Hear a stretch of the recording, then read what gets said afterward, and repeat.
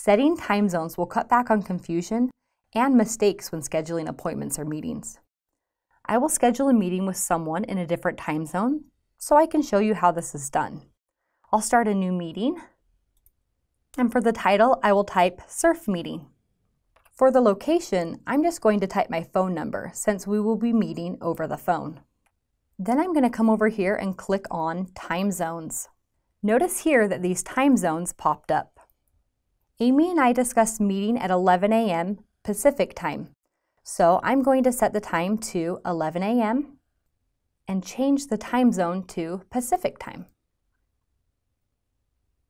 I'm going to set a reminder for 10 minutes before the meeting. Since mine and Amy's time zones are an hour apart, the 11 a.m. meeting will actually be at noon for me, and the reminder would go off at 11:50 a.m. my time.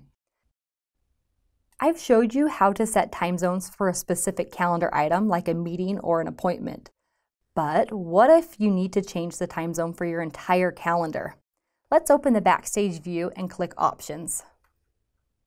And then Calendar. If we scroll down a little bit, you'll see that we have this time zone section. Here we can change the time zone, or you have the option to add 2 additional time zones to your calendar. If you frequently meet with someone living in another time zone, or do a lot of traveling within a specific time zone, this might be a good option for you. For now, I'm going to keep my original time zone and exit out.